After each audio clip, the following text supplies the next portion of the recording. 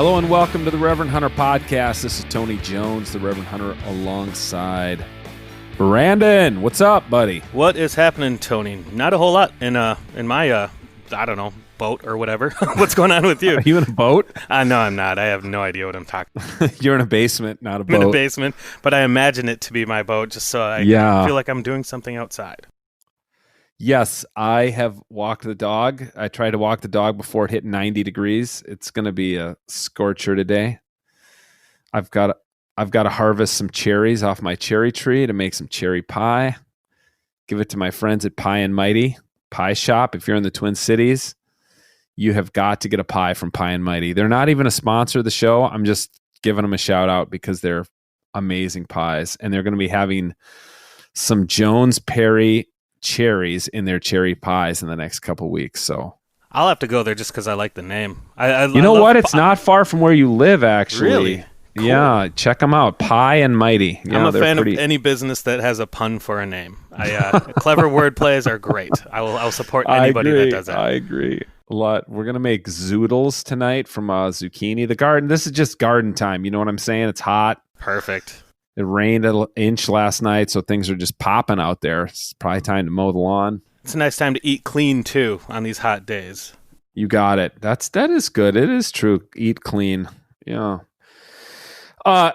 Dude, I think this conversation today with Father Ted Vitali is just extraordinary. This guy, he's like, I just found out about this guy because David Lemire of the Wild Huntsman podcast turned me on to him. I was on that podcast a while back.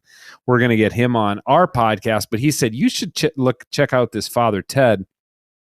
Father Ted Vitali is a philosopher. He's a Passionist monk and priest. He teaches at St. Louis University. He's been there for 3 decades. He's been a Passionist for 5 decades. He is also an avid hunter. He is an ethicist for Boone Crockett, which is maybe the oldest conservation group in the world. They've trademarked the phrase fair chase. They're big, and it's a very small group. It's like 250 people total who are members of Boone Crockett. He's one of them, and they are one of the leading organizations on ethical hunting. We talk about that. We talk about Christian theology. We talk about the time that Christ came to him as a wolf. It's extraordinary. He's an extraordinary guy with great stories, and I really, really loved it. Yeah, he was so much fun for me to listen to. I feel like I aged in 5 years of wisdom just from listening to him. It's such a different way of thinking than I normally do, which is I completely appreciate. It's awesome. Yeah, I beg listeners forgiveness for there's some crackling sometimes when he talks. He is he told me on a phone call before the podcast that he stopped evolving technologically with the electric typewriter. So he had never done a podcast through his computer before. It was a little crackly, but I really think the content is so good that if you can overlook some of the weird little audio, I think you'll get so much out of it. I know I'm going to listen back to this one just because there's so much wisdom from this guy, and I hope to have him back on again. So I am excited to introduce listeners to Father Ted Vitali, and I think you'll love our conversation. As always, please subscribe, like, review, share. Let your friends know if you like the Reverend Hunter podcast. We will continue to bring you great conversations about finding meaning in the outdoors. Here is my conversation with Father Ted Vitali. Father Ted Vitali, thanks so much for coming on the Reverend Hunter. You are a Reverend Hunter. Yeah. Yes, I guess I am. I never Both a thought of Reverend myself. and a hunter. Maybe an irreverent one, but we won't go into that. You didn't say that. Okay. I have to answer for my sins. Hey, first things first, What? man. How was the Okay. fishing yesterday? Oh, that's interesting. I was on my pontoon boat. Actually, I have a couple of boats. I have a bass boat too. I went with friends of mine. It's about a 100-mile drive from here. It's in eastern Illinois. It's a lake that we went to with my friend's mother. Friends for God for almost 40 years. Over 38 with Junie. She died 10 years ago. It was somebody asked me what it was like, and I said it was a very deeply moving experience. It wasn't fun, but it was better than fun. It was deeper because it was also something that we had done together as a family, me as a friend to the family, but they were as much family to me as you could ask. So it was bittersweet in a lot of ways. We didn't do any fishing. We just ran the boat around the lake for about 2 hours. Uh, so I didn't go at it fishing wise. We were visiting. That's nice. The way I wrote it to a friend of mine, we were revisiting the narrative. Not the past, but the narrative. We were recapitulating the narrative.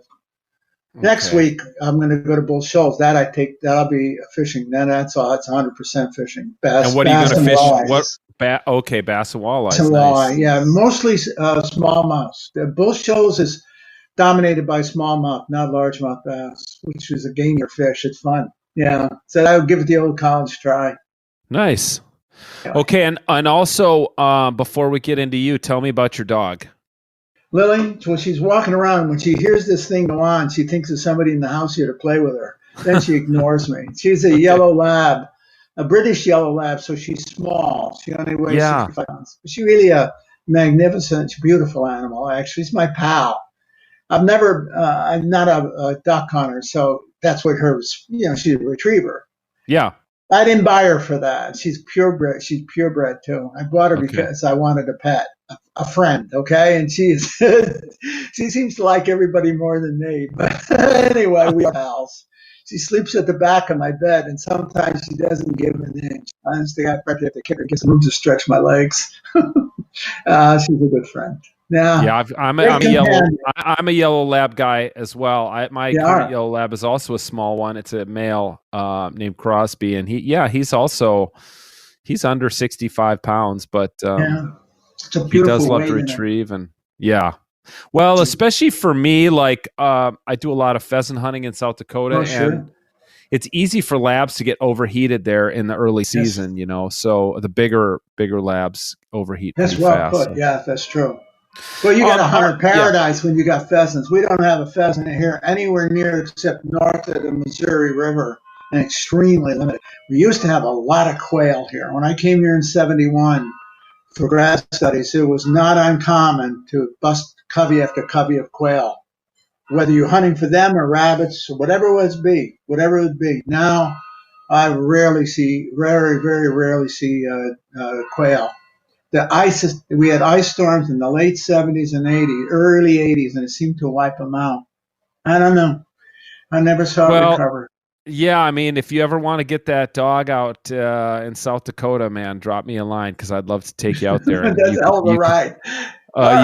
You could see her internet, and then we could duck hunt there too. There's some great duck hunting out there, and in Minnesota too. Yeah. All right. Hey, what the heck is a Passionist? It's a religious order. I belong to a religious order. Who founded it? What was the? That's all right. It's 300 years old. It's our anniversary right now. It's 300 years. It was founded in Italy by St. Paul of the Cross, or Paul. He went by his title, St. Paul of the Cross. And so it was a monastic preaching order. Now, it's in the 18th, 19th centuries, even early 20th. A number of the religious orders that emerged during that time, like the Redemptorists, were both monastic and apostolic at the same time. They were mixed orders, and ours was fiercely monastic. I mean, fiercely. Yeah, we lived it. I wouldn't say part-time. I'd say 24/7 and beyond. And it was deeply monastic, and we're great preachers. That's what we think I'm such a good interviewer for. What are you kidding me? I'm a passionist, pal.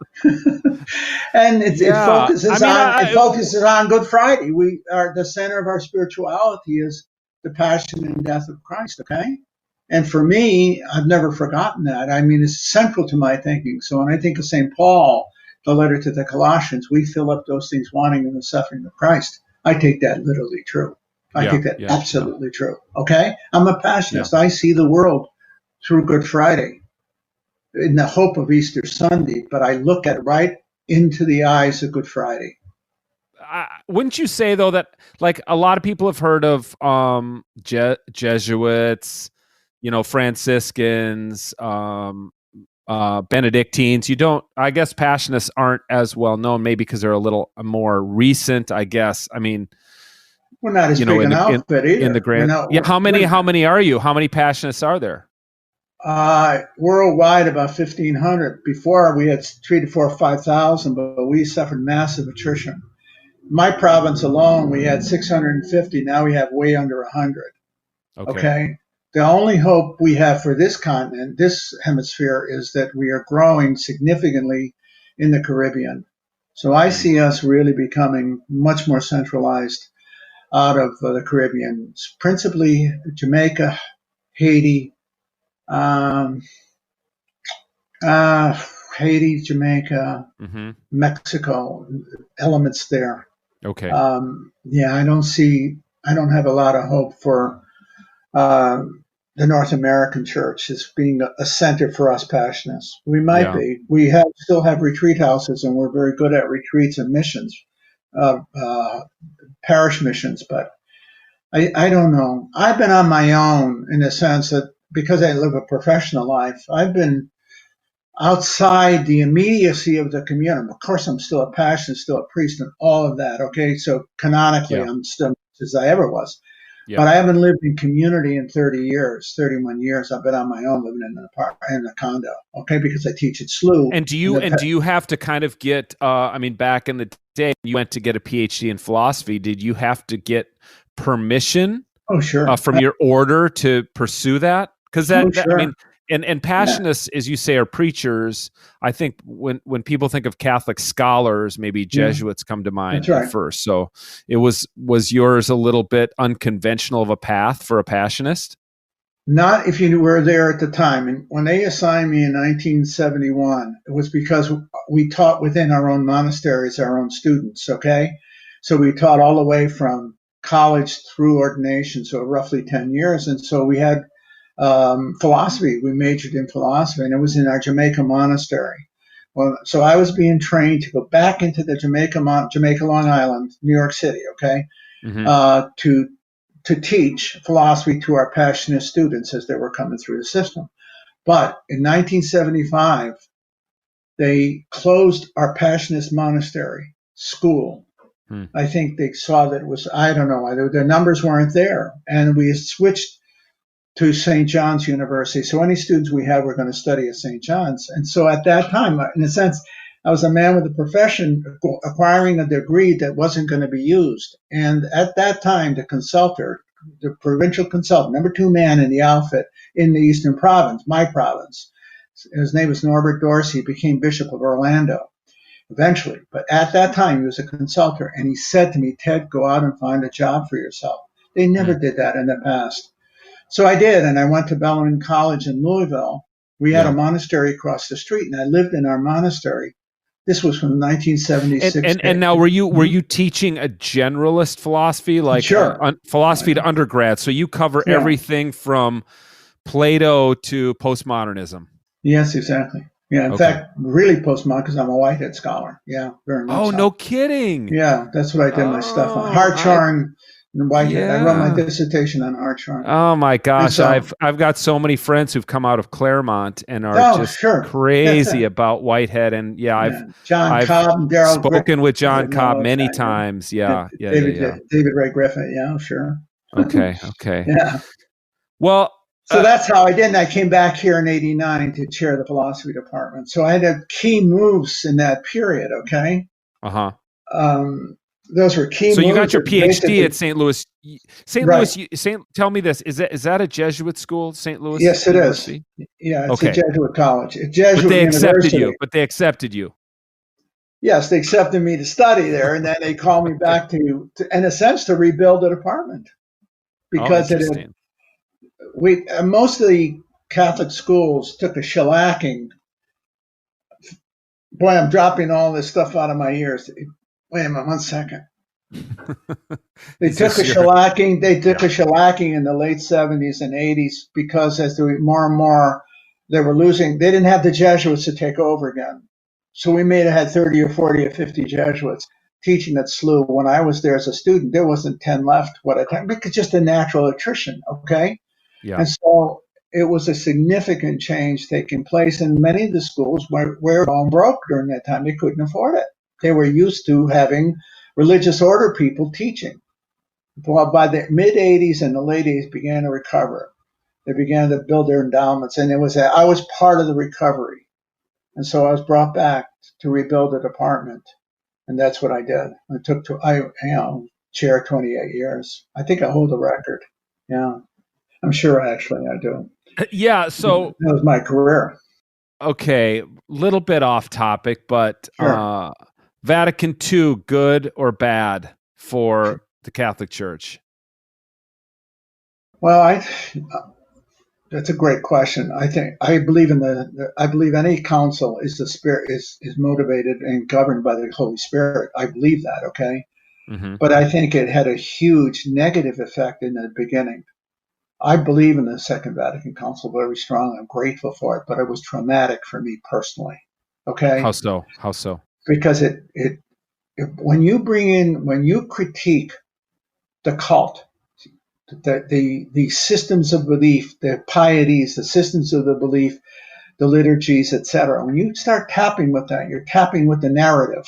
Whether you intend to or not, you're affecting the narrative. And people believe through the narrative, through the cultic narrative. And once you tap that, you unleash the whirlwind because people believe through that.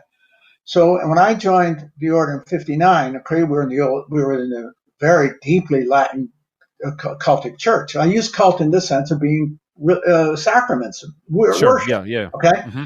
and then in '61, I was a novice. When I took my vows in 1962, I had no doubt that I would live a monastic life within that Latin culture, that Roman Catholic Latin culture, cultic culture. Okay, I'm playing with a word there for the rest of my life. At the end of 1962-63, the council began right at my birthday in October of '62. By the spring of '63, Humpty Dumpty was off the wall. Yeah. Everything collapsed. And when my 2 years in Jamaica, Long Island, when I was studying philosophy, they were the most traumatic 2 years of my life. Faith-wise and even emotionally. Guys were leaving left and right, and they weren't leaving to get married. They were leaving because they lost their faith. And I remember it seems to me that what you're saying is in line with Marshall McLuhan, and the medium is the message. You can't change the mass without changing, the form. You can't change the form of the mass for instance, as part of the Second Vatican Council reforms, without also changing the message of the mass, is what I hear you saying.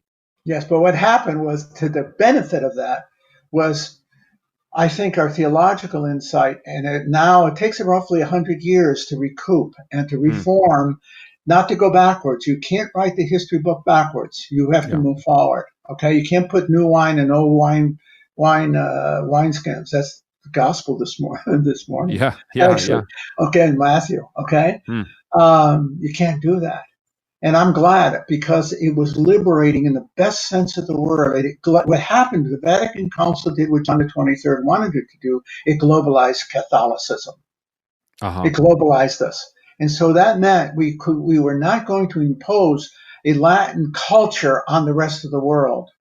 The Catholicism was going to be the religion of the world, insofar as it was going to be the gospel message within the cultures of the world, not just Western European culture. And that I'm grateful eternally for the Vatican Council, Second Vatican Council. But if you had asked me in 1963, when I laid on my bed in the monastery there, wondering if I had a soul or not, that's how shocking it was. And even in '69, when I got ordained, I had no idea what was going to be, because we were taking shock after shock hit. But the truth of the matter, it opened, and now I'm eternally grateful for it. Because it brought a breath of fresh air to Catholicism, and it globalized us. We finally were a world religion, not a European religion, converting the world to Europeanism. That's the bottom line. But you're also saying we're only halfway if you say it takes 100 years for kind of the dust to settle after such a massive shakeup like that, we're only halfway there. Oh, yeah, we're not even close to being done. Not even close. Oh, sure. Yes, and I think you're going to see something. You're going to see a deeper earth-centered spirituality evolve out of it, a much more intimate relationship between the Christian gospel and not environmentalism as an ism, but a really deep and loving respect for the earth. Mm-hmm. So one of the troubles was when, especially as it flowed out of the, let's call it the Cartesian Newtonian dualism of the 17th century through to the 20th century, was the soul-body separation and the belief in salvation of the soul. Yeah. We recognize now that with Leopold, we are citizens of the earth, and so was Christ. And Christ was a citizen of the earth, and hence the whole world is sacred. Not because it symbolizes, has some primal, so you see a fish, you think Christ, but because the goddamn fish is sacred. Yeah. The fish is sacred. I shouldn't have cussed. Cussing is welcome. Okay, the fish is sacred. Those deer on my wall are sacraments of life. That bear that sits next to my chair is a sacrament. That is not a trophy. It's a sacrament of life.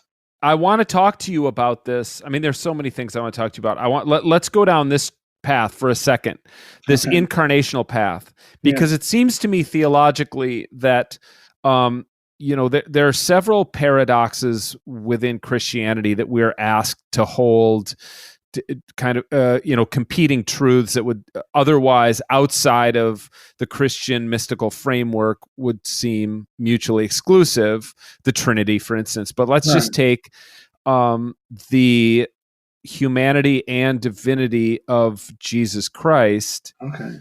It seems to me that most people, I've sometimes compared it to like rolling a bowling ball down the lane. It's easy for that ball to fall into the gutter of either people tend to emphasize Jesus of Nazareth, the human, or Jesus the Christ, the divine. It seems hard for our human brains to hold those two in tension. And it seems to me that at least, I'm not as familiar. I know a lot of Catholics, but I'm not as familiar with Catholic theology, but that Protestants, particularly Protestant lay people, are more likely to think of Jesus as the divine, as someone who's kind of almost walked around a foot above the earth. You know what I'm saying? And you tell people, as a theologian, I'll be talking and I'll just say offhandedly, something about blah, blah, blah. Jesus was doing this. And like, he didn't know what was going to happen next. Well, people are horrified. What do you mean he didn't know? He was God. He knew everything that was going to happen before it happened. And I'm trying to emphasize his humanity. It seems to me in reading some stuff you've written that the incarnation and the humanity of Jesus is really central to your entire theological outlook and your work as a hunting ethicist. Yeah, that's true. That's exactly right. That's why for me, it's absolutely true. First of all, I read John's prologue as the incarnation was the intention of God from creation, not an afterthought. He wasn't here to fix up a bad mess. He wasn't here to fix up Adam. Okay. God always knew. God always knew that God was going to somehow incarnate God's self. Yeah, I call it the humility of God. He wanted to be a creature. He couldn't. He wanted to be a creature. Okay. Call it the adventure of God. There is no adventure in the Trinity. There is, of course, but you get what I'm saying. But boy, God Almighty, there is in the evolutionary process. And now you take evolution very seriously.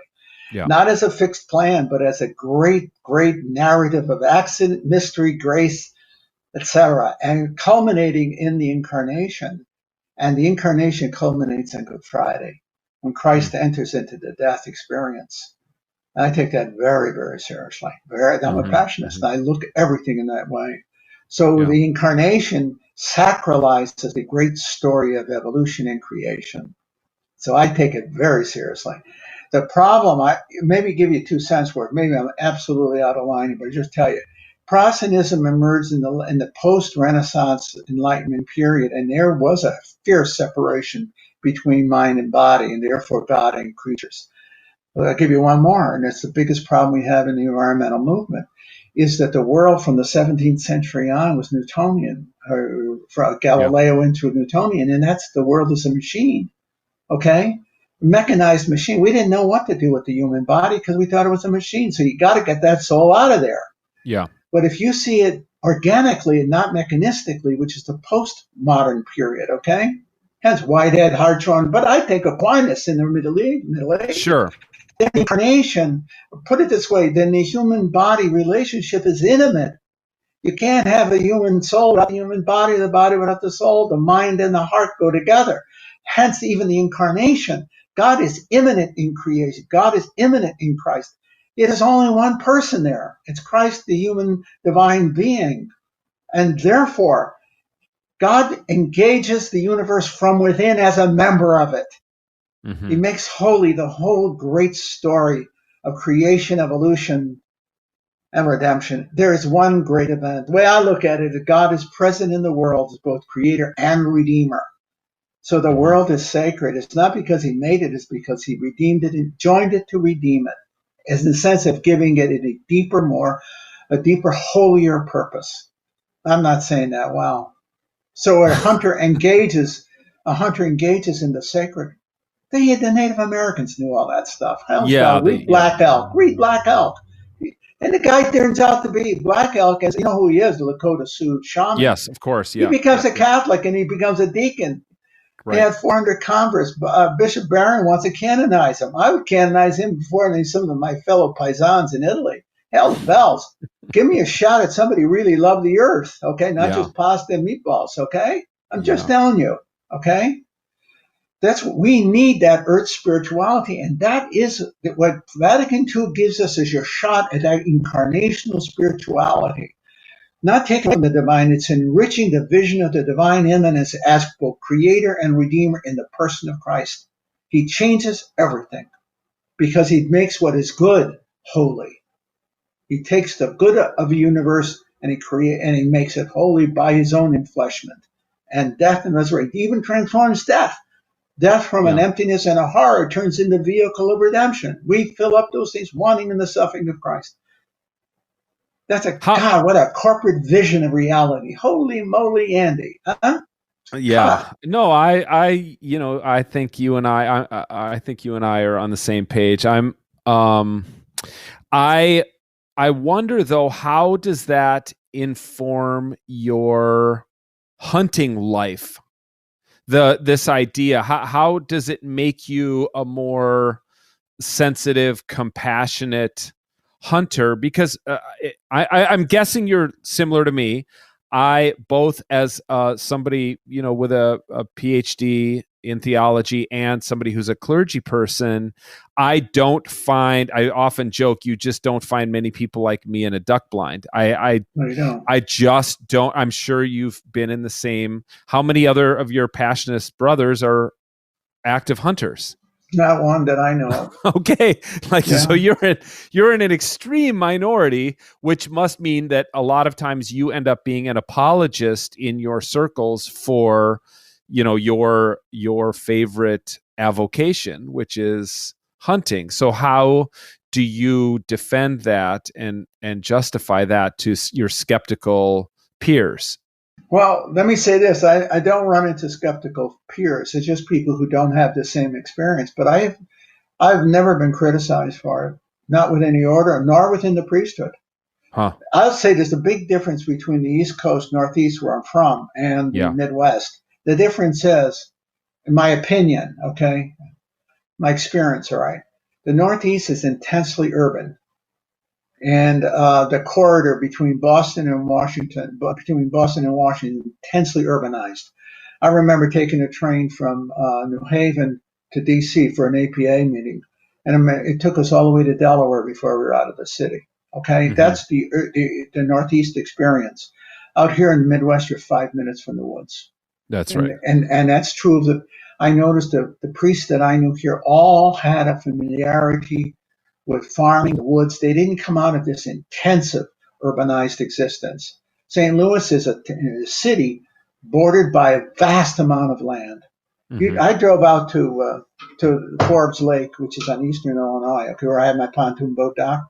It's 105 miles of pure country. Once you cross the Mississippi River, you leave one thing. You got these little Midwestern towns like Lebanon and Salem. They're gorgeous little places. Okay, it's all woods.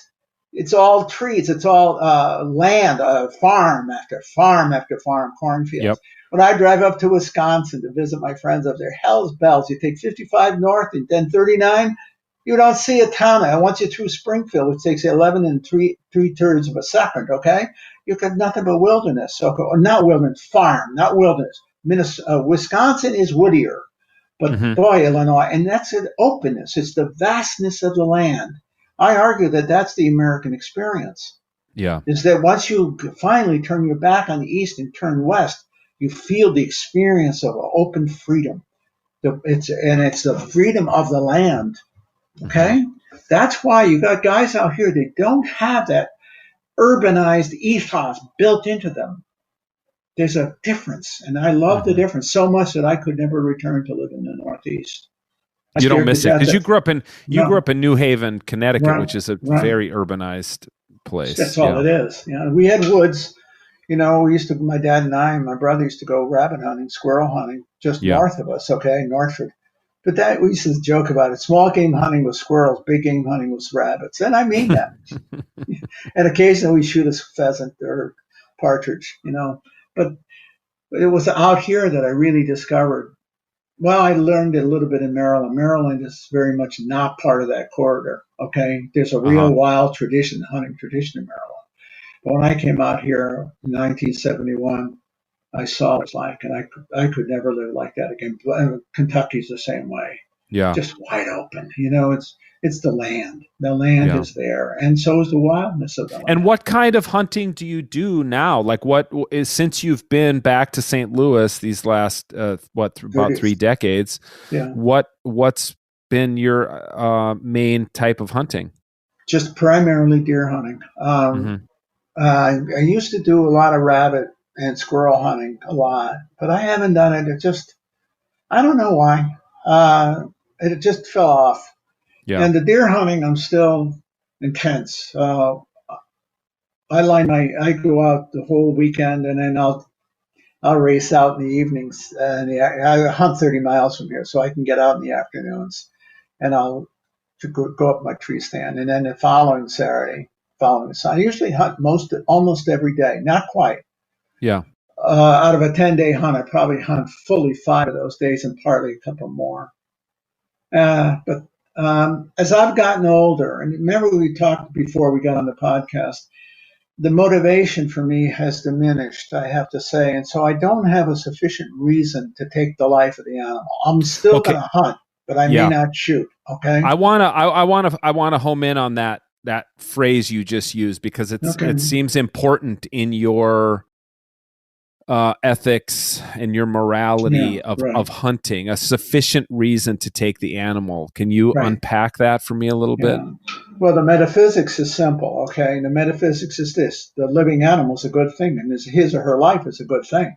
So I cannot wantonly destroy something good unless I have a proportionate reason.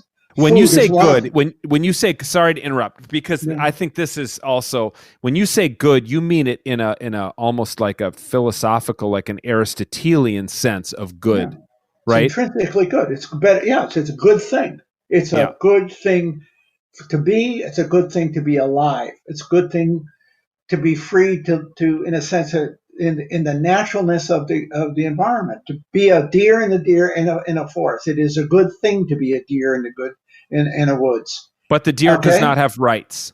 No, there's a deer. No, you got to be careful here. You got to slow down. That's okay. The deer, anything by the metaphysics. I'm a metaphysician. Anything that exists, that's St. Thomas. It's called the Transcendentals. Anything that exists is good and beautiful and true. Okay? So to the extent that it exists, it is good. To the extent that it's good, it is true and beautiful. I would say yes. Okay? Hence, being a good thing, its goodness is intrinsic to it. I don't make it good. The tree I'm looking at out the window here, I don't make it good. It's good because it's a tree. It's alive and it's a tree. Okay? Therefore, I can't go out there and say, geez, I don't have to do that. I'll fucking cut it down. No, you can't. You better have a reason for it because you're killing something. You're destroying something. Any more than you could go and tear a statue down and beat it up, a work of art. You can't. That's, by the way, if you read Eugene Hargrove on that, he bases he's a hell of a writer. He's the editor of Environmental Ethics, if you don't know that. Hargrove argues that the basis of environmental duties is the aesthetic, the objective aesthetic quality, inherent character of any living thing. That it is beautiful and you cannot destroy the beautiful. He's right. But beauty isn't what I attribute to it. It is intrinsically beautiful because it is good and it exists. Therefore, it has intrinsic goodness, not merely utility goodness. Utility goodness means I can use it for something. Okay, it's the most extreme form of it is anthropocentrism. The only thing that is good for humans. No, it's good because it is good. Mm-hmm. And you could say you can use Genesis for that. In fact, Callicott does, commenting when he's talking about that beyond the land ethic. You can use Genesis. God doesn't say, gee, it's good because Adam could use it. He says, and he saw that it was good. It's intrinsically good because it exists. Once you say that, so intrinsic good means there's limits on what you can do to something. You cannot whimsically, wantonly destroy a good thing. We know that about art. Okay, we certainly know that about other humans. Okay, but that means you can't destroy something good just because you want to. You have to have a proportionate reason. Proportionate reason is clearly, when it comes to the animal community, food, but it can also be conservation.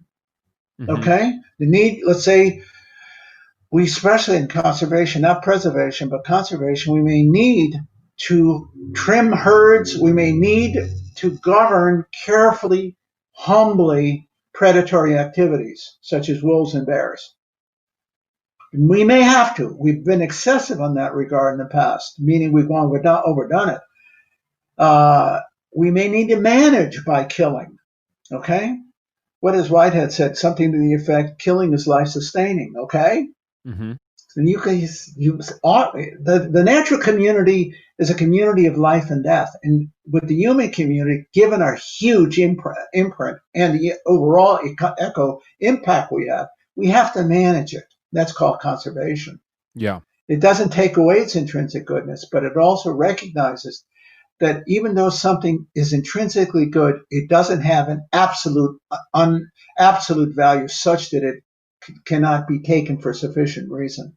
The way I say it is in Latin, it's bonum in se, bonum ad abalio. It's good in itself, but it's also good for another, which means that everything that's intrinsically good also has relational goods. That's an eco model. That's ecology. In fact, Leopold's great on that because in the pyramid, we're only 3/4 of the way up. You could easily be food for a bear. And there's nothing wrong with that. You're in the wrong time, the wrong place, and the bear gets you. That's because you're a member of the biotic community. You're in the pyramid. See? Good in itself, bonum ad alio, but good also for other purposes. A lot of it, but okay. I don't disagree with you, but I'm going to play devil's advocate, Father Ted, that a lot of people, a lot of fellow modern urban Americans will struggle with this idea of you basically putting humans in like a hierarchical, yes, that's right. Back to the old medieval, the chain of being or whatever that we all learn about in history, that humans have some kind of rights that supersede other members of the biotic community. Correct. That is a bitter pill for a lot of modern Americans to swallow. Yes, it is. That's a great battleground. And upon what do you base that? I mean, you're basing it on philosophy. You're basing it on the biblical tradition. Tell me where how you come to that. The distinction? Yeah.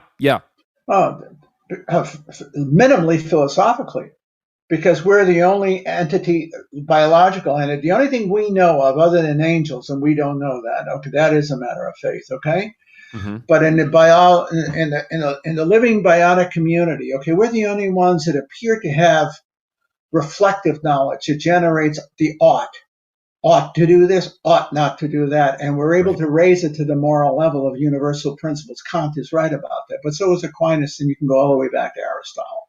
We're reflective animals, and we have a reflective kind of language. We use universal terms, and they're binding terms. We have concepts of justice and fairness, et cetera, run it out. The animal community does not show that. It shows instinctive and high level. Boy, my Lily is as sharp as a tack, but she doesn't. Yeah. She doesn't morally reflect. She reacts, okay, brilliantly, but reacts. We have to think out. So when I see a bear, I have to think whether I want to shoot it or not. When I see a deer, I made a judgment.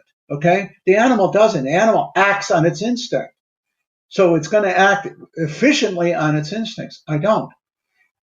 Kant was right. Only humans have rights in the sense of limiting conditions based upon moral law, okay, that precludes, which precludes interference with us without our informed consent. Rights guarantee your right to be treated according to your rationality and your freedom, okay?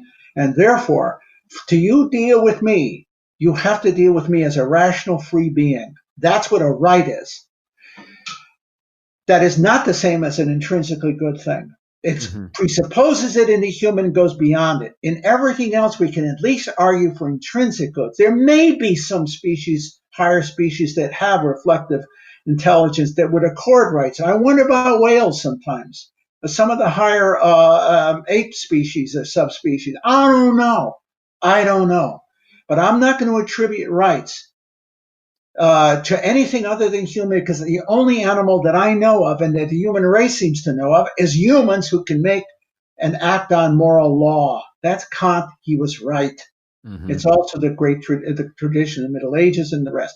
We are answerable for our decision making because we know what we are doing and we are acting under moral principles and laws. Okay, the animal kingdom is not.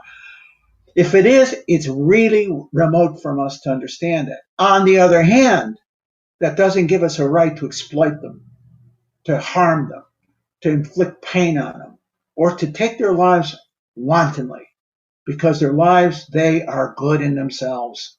They're intrinsically good. It's not a right, okay? But it is a goodness. Most people are absolutely uninformed about that instinct. They think something that is good has a right. It does not have a right. It has a goodness. That's a key distinction. It's crucial. So human rights, let's say social justice rights, are not the same. And when applied to humans, it's not the same. It could not be applied to the animal kingdom in the same way. We are not murdering something. We may be immoral in killing something, but that is not murder.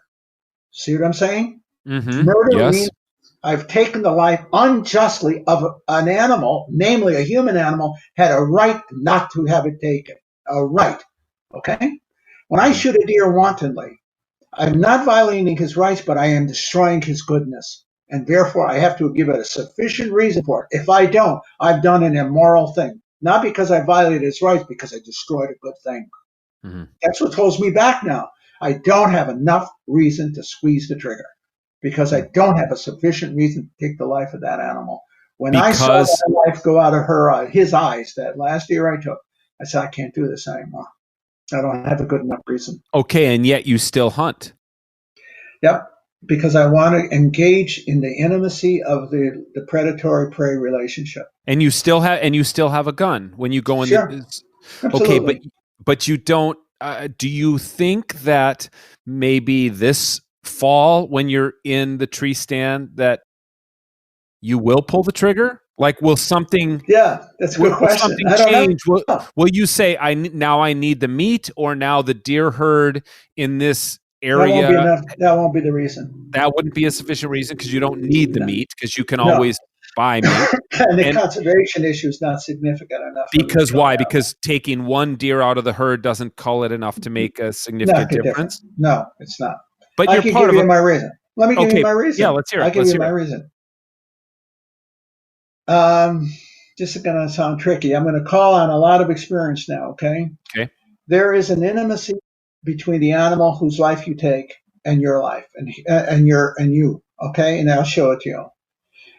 When I take a deer, it's interesting. You see some of the photographs. I'm always kneeling down with the deer and thanking them. Instinctively, I thank them for their lives.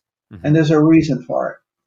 There's a sense in which the animal gave me his life. I killed 2 bears in 2 days, 3 days, after 5 years of not getting a bear up in Ontario. Mm-hmm. I shot a sow on a Sunday night. I'm stuck up there with the black flies and mosquitoes and all that shit. And I said, I don't want to go out anymore. But what am I going to do the rest of the week? I was with 2 other guys. So I asked the outfitter, Bill Ritchie, I said, Bill, I can go get another tag. And I better go out. Maybe I'll go out again, sit on my stand. He said, well, you got to use the same stand because he had other hunters. I said, okay, I'll never get it. It took 5 years to get one. It'll take me another 5 to get another. So I went out there knowing I'd never get a shot. What do you think happened? I was sitting on my ass about 9 o'clock at night. Who comes in front of me 100 yards away to another bear? Okay? Uh-huh.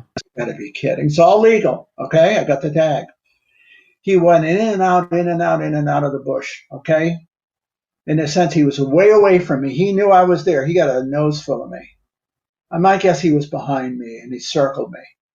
Away. And then he went down the road. He went away, the logging road. And I said, well, I've got a reason to come back tomorrow. So I'm sitting there. All of a sudden, he walked right in front of me. He walked right smack in front of me, and I shot him, and I killed him instantly. And I remember when I went up to see him, to him, the feeling of both massive regret and also enormous gratitude. When I shot the first bear, I was just relieved to finally got one. Finally, I got one. That's not the way I felt now. I said, he gave me his life. He gave me his life. And I felt like that in almost every big animal or any animal I've ever taken. He gave me his life. Give you an example. I had caught the biggest smallmouth bass about 2 years ago. And I was going to mount her, okay? She looked at me in the eyes and said, oh, crap, go make some babies. I threw her back in the water, okay? And I'll tell you another story. This goes together. A friend of mine, Tom Leifsher, is in the Boone Crockett with me. He's a professional hunter, a professional member like myself, but he also was the head of the Park Service up in Central Alaska in the interior. And he told me one time he had a cow tag for moose, okay? And there's a road, a dirt road divided the season. If the cow was north or east of that road, legal. West of it, and you're talking 20 feet, okay? Not. She wouldn't cross the road for anything. She walked right past him, okay? And what he said to me was so poignant. He said, she didn't give me her life. He didn't say, God, what shitty luck. She didn't give me her life. I believe him. I've only lost 3 deer in my career, my hunting career, where I couldn't find them. Yeah. And all 3 were sucker shots. They were does. They were sucker shots. And I talked myself into each shot. They were not far off. They're 20, 30, 40 yards away with nothing to it. I did not miss them, okay? I never found them. One I found during the rabbit season, the remains of what was left of her. I had walked right by her trying to find her after I shot. And that told me something. She didn't give me herself. I took her life. She didn't give it. I believe that stuff, okay? So you don't have, I mean, if you look at it that way, do you carry regret? Because it hasn't happened to me. I haven't lost, I've lost plenty of pheasants and ducks, but I haven't lost yet a larger animal. Yeah, I do. But even when I do lose it, I still feel it. Yeah. Yeah. So does that somehow temper your regret when you're giving the animal a great deal of agency when you say the animal didn't give its life to you? Yeah, I know. That's the mysticism of the hunt. You're not there yet. You'll get there. Tell me about. No, I love it. I mean, I also have this weird. You know, I know that experience of shooting a deer, thinking you're going to come up to a dead deer and the deer is still alive, and it's a very, very difficult experience, and I think it would sour some people on hunting for good if they, you know. it's very different to kill a large animal with eyelashes at 100 yards than it is at 5 yards. Absolutely. Because you see the life go out of their eyes. Yeah. You see the killing act. You see them die at your hand. That's exactly right. It's so hard. Most of the time, by the time you get there, it's over.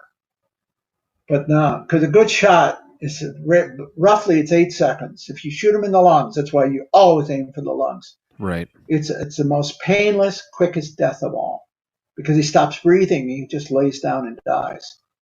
If you shoot too far forward, you'll break a shoulder. You're going to get the lungs too, maybe if you're lucky. And you're going to have a very slow death, or difficult. You may run off. You shoot back, God, forget it.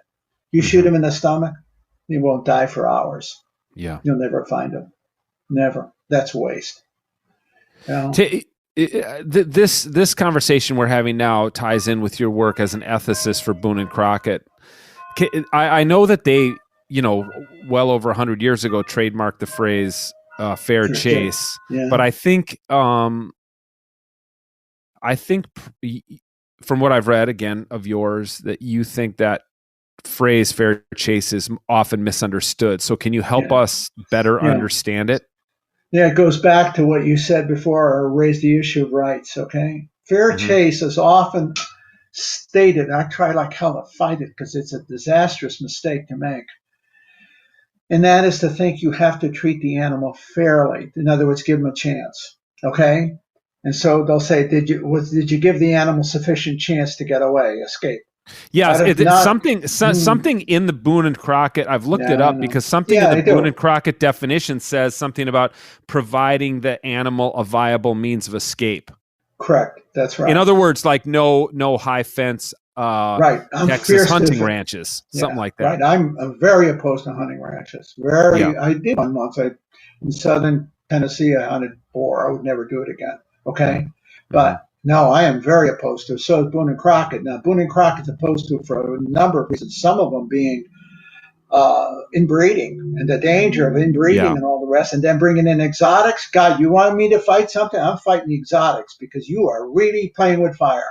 Yeah. I remember got me into Boone and Crockett. I was on a panel in 1992 with Boone and Crockett members. They didn't know it at the time. And Wayne Pizzelli from Animal Rights Group, from the Fund for Animals, etc. It was on hunting ethics. And in that discussion, I lost my train of thought. I was at Boone and Crockett. How you? Yeah. In that session that we were having, I forgot what I was trying to say. I lost my train of thought. Just an old man, but it's okay. It's okay. We were talking. Very aware. Yeah. Okay. Well, I was just going to say we were talking about fair chase and that's it. Means of escape. That's what it was. Yeah. See, it isn't a case of letting the animal get away or this and that. It's really, and that's when I began to define fair chase in my mind. It has to do with the hunter, not the hunted. So fair chase means you hunted in an ethical manner, means you acted properly.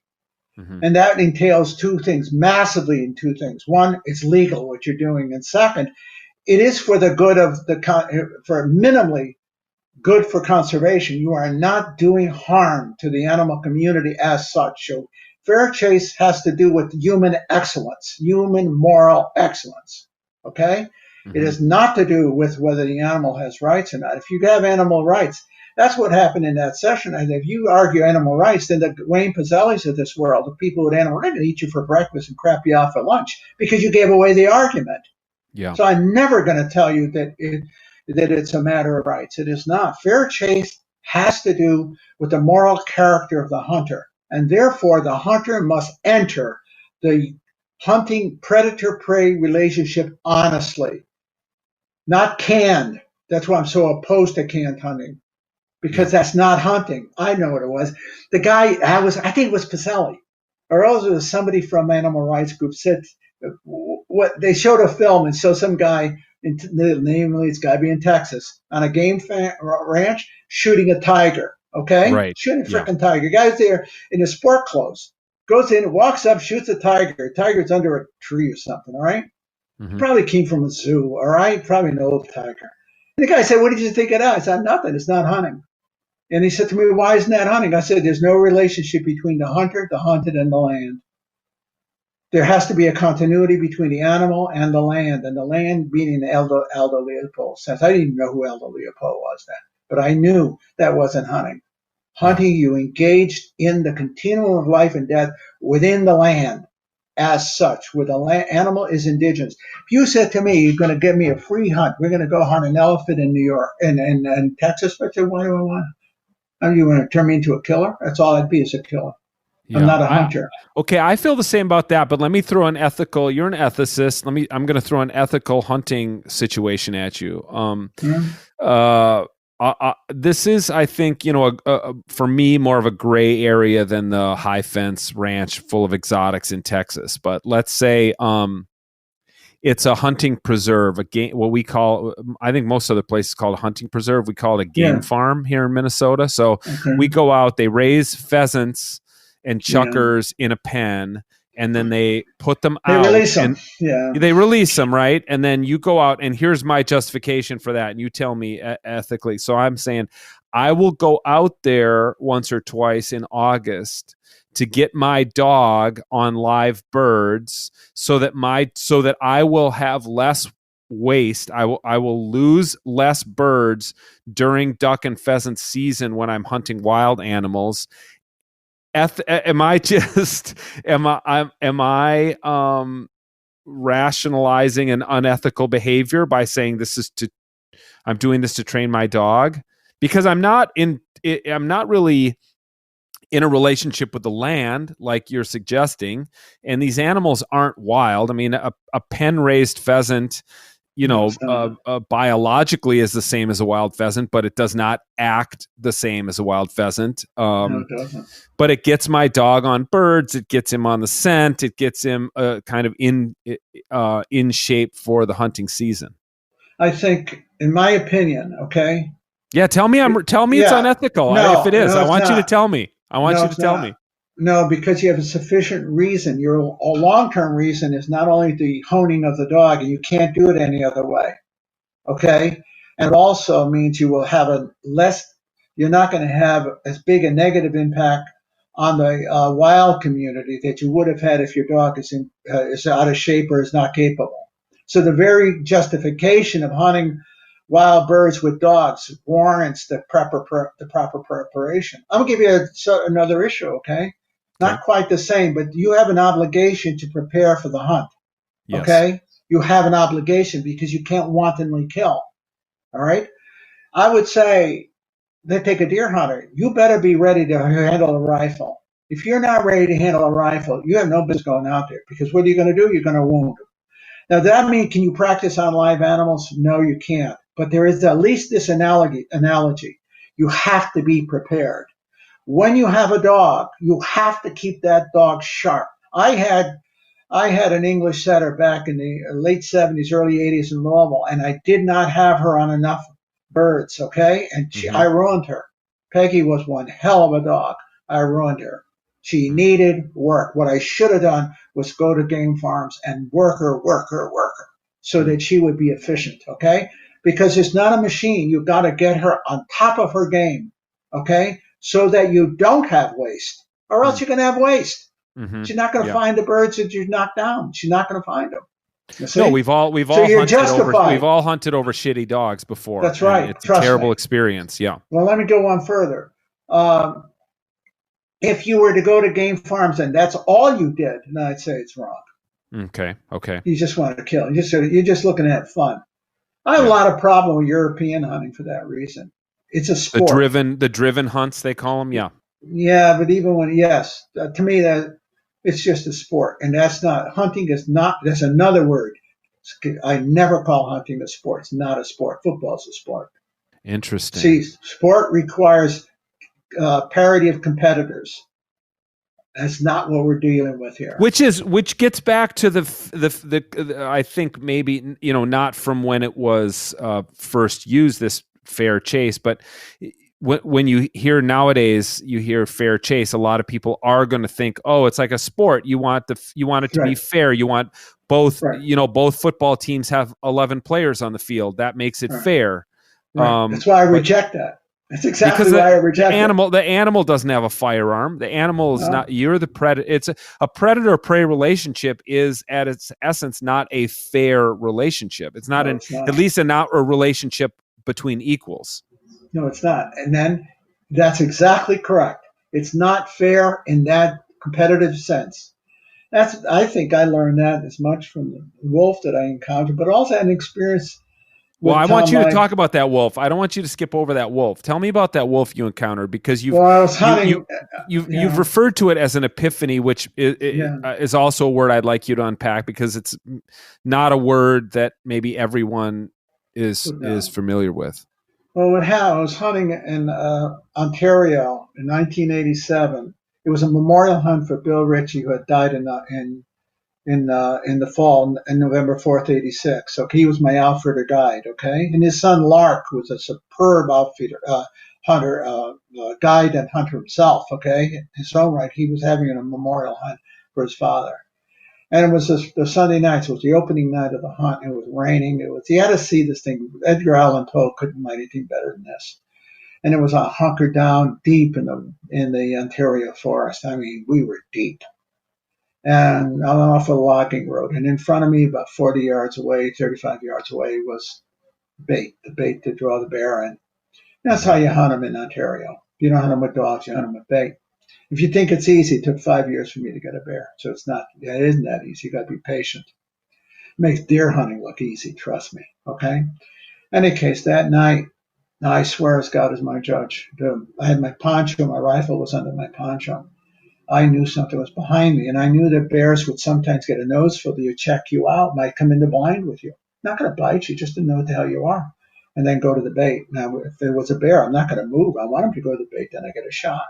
Mm-hmm. So I turned very slowly, I mean slowly, and behind me was a wolf. I walked it off after he left. It was 7 steps away. Fierce, wild-ass wolf, looked me right in the eyes. We looked at each other in the eyes. I saw what Aldo Leopold saw. I know what he saw. I saw the wildness and the ferocity in his eyes, the wildness. And he welcomed me. He accepted me. I kept thinking, my God, he accepts me. He's not running away from me. But didn't attack me. I didn't expect that. But he didn't run away. Wolves are very shy. They're efficient killers. It's not worth it to him to take me on unless it's the only way he can eat. So he's not going to bother with me. So he walked past me, never took his eyes off me. He walked in embankment about 20 yards away, looked at me, and then he walked away, went back in, disappeared. And I have to say, I didn't want him to go away. And why was an epiphanic experience? I follow Rudolf Otto's belief that the essence of religion is the feeling of creatureliness. And that wolf accepted me because I was a creature, a fellow creature, with Aldo Leopold, fellow citizen, and I felt it. I felt my creature. And so you're saying he accepted you because you don't think of that wolf as your equal, but as animal to animal, he accepted you. Exactly. Good, well put. Animal to animal. I was a member of his inner community. Yes. I wasn't foreign to him. If I felt foreign to him, he would have shied away. He wouldn't have come close to me. He came within 7 steps of me. He was checking me out. But he accepted me. I felt his acceptance. And then when he climbed the embankment, he's got his eyes right on me. He hasn't taken his eyes off of me for 1 second. So he was neither afraid of you nor threatening. Nor okay. Neither one. He wasn't afraid of me. Cautious. He wasn't threatening you, and he wasn't threatened by you. That's exactly right. There's the acceptance. There's where the acceptance was, and that's the truth. Now, tell me this to tie back to what we, talked about from the very beginning of the incarnation. I've heard you refer to that experience with the wolf as something that brought you closer to Christ. Yeah, and I wonder if you can expound on that a little bit. Well, first you got to go to the experience, because what I experienced in the wolf, it's going to sound bizarre. I experienced Christ in that wolf. Didn't understand it, but that's how I experienced him. It is only later, upon reflection, I realized, because the incarnation brings Christ into the whole community.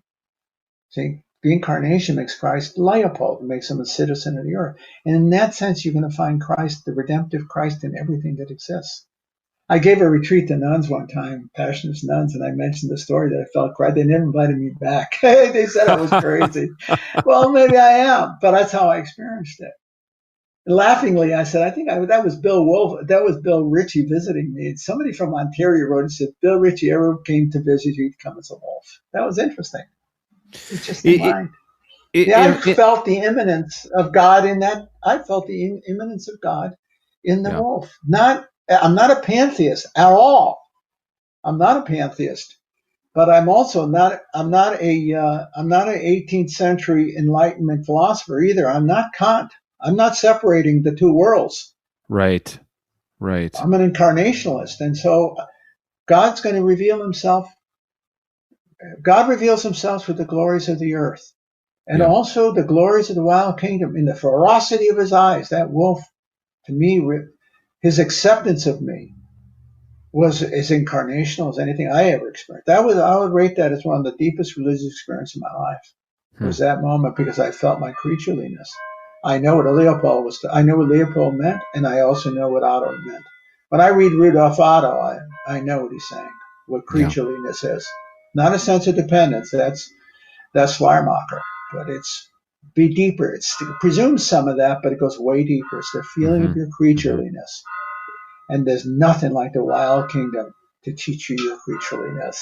You are definitely not in charge. You are not the dominator. You're a member. You're a member of the biotic pyramid. And once you have that, the whole world gets radically transformed. Everything becomes, in a sense, epiphanic. Everything reveals. Yeah. I love I love that I'm also talking to a monk and a priest and a scholar, and the bells are, the bells keep ringing every 15 minutes. Yeah. That's fantastic. Okay, before I let you go, Protestants like to have their crosses empty. Oh. And Catholics like to have their crosses with a dying Savior on them. Right. I fear that Protestants too often, we're too removed from. I feel like Protestants are in love with the cosmic Christ of the Gospel of John and forget the incarnate Christ in the Synoptics. Sure, Mark. The last words of Christ in Mark. Oh, my God, why have you forsaken me? Yeah. No, that's it. That's it. I'm going to mail you a copy of my latest book, which is, I think those are the most important theological words ever spoken. But, okay. Jesus came to bring a kingdom of peace. Right. And I'm sure you preach peace. I preach peace. And yet we're very involved in this violent endeavor of hunting where we cause death and bloodshed with torn flesh. Yeah, but we don't. That's not right. And you've talked about it as a sacrament, which is, a material, physical symbol of a spiritual truth in some ways. So tell me this then, how do you jibe that, those preaching a kingdom of peace, that Jesus came to bring peace, to put an end to strife and violence, and yet you and I are involved and in love with an endeavor that is inherently violent, which is hunting. Okay. That's a great question, because I used that expression recently on another thing that I did a video of somebody. I forgot what it was. There was something I just did. And Lark Ritchie was listening to it. Lark. That's the fellow from Canada, okay? And he raised that issue because I used the word, I have to find beauty in the violence, okay? The truth of the matter is the natural community is not violent. It's deadly, but not violent. Violent is a violation, is something that disrupts the natural biotic community. The hunter is not acting violently because he's not doing something, or she is not doing something in disaccord with the natural community, using a weapon for sure, because we can't use our hands, okay? We've evolved to the point we need weaponry to accomplish that end, but what we are doing is inherently natural. It's natural to procure your own food. So it's not a violation. So it's not a violation of the order of things. No, it's not. That's why it's not violent. Interesting. Using the word violation, it's not a violent act. Okay. In fact, it's an intimate act. Huh. That's why I said that expression. It seems so freaking odd, because if you think of it as violent, it seems like it's a rape. When I said that the animal, that she gave me her life, or that she did not give me her life, I forced it, and therefore I lost her. Mm-hmm. Remember I told you about the does? Yeah. Okay? It's an intimate act. Killing, the hunting act, because it is a natural act within the living community, is not a violent act. It's an intimate act. You're taking the life that was given to you by the animal. It's given. It's not taken. You didn't rape her. You didn't murder her. She gave you her life. And that's it. You've got to acquire the mysticism of the earth. Yeah, that's a word. I just said it. There's a mysticism to the hunt. And if you don't have that, then you're going to be conflicted. But once you have it, you're touching the real. You're understanding it. And you know where the restraints come in, that you cannot. That buck that I saw last year did not give me his life, and I knew it. Okay, then I have this one more question I want to get to. Then is, okay, the animal is giving you its life. You're according the animal a certain amount of agency. If the animal has the ability, but the animal doesn't have consciousness, so maybe so the animal's not choosing in a moral sense. No, if it was, then you'd have a right. No, then it would be a right. So you're saying it's almost an instinctive choosing, an instinctive agency that the animal has if it gives you its life or not? I want to say a mysterious one. Okay. I don't have the word instinct. I don't know the right word. Okay. I don't know what it is, but I know it is. I know that it is, but I can't explain why it is. But I know it because I know the difference between a lie. I have no doubt when that relationship is there and the giving is there, I have no doubt that rifle comes right up. I'm not thinking about it. If I'm hesitating and thinking, not because it's a difficult shot, it's right under my nose, this sucker shot. Why am I hesitating? Because she didn't give me herself. I had a buck a couple of years ago. It was really cute. He was an easy shot at about 100 yards away, but I had my rifle resting. It was an easy shot, but he had to turn just to his left a little bit. Not much. One step. You think that old sucker would give me the shot? And I turned and went in. I think a little runt. See? He didn't give me himself. And I was kind of glad. I said, good for you. Go make babies. If he'd have stepped to the left, I'd have shot him. He turned to the right. I didn't regret it. In fact, I got a kick out of him. Okay? Yeah. It's life. Beautiful. You're engaged in the great mystery, the adventure of life itself. Hunting beats going to the grocery store. In this sense, hunting, you engage it immediately. In the intimacy of life and death. The intimacy of life and death. Life exchanged. Spiritually and physically. In the grocery store, you're exchanging nothing but dollars for flesh. That's the truth. And I'm a guy who goes to the grocery store, okay? I wonder someday if I ever saw a steer being butchered, if I'd ever buy a steak again. I really wonder. I'm getting closer and closer to that all the time. I don't want to look into that an animal has no chance, no nothing. Just being bred to be butchered. At least that deer is not bred to be butchered, but bred to live. Yeah. Big difference. All right. Well, Father Ted, oh my gosh, what a joy to talk to you. And I could talk to you for another hour, and I hope we get that chance. Okay. Tell Bryce if you see him, tell him I said hello, okay? Yeah, I will. And you take care, and we'll check back in with you in December and see if a deer gave him or herself to you this November. Okay. All right. Stay out of trouble. Okay. All right. Take care. Bye. Thanks. Bye. Bye-bye.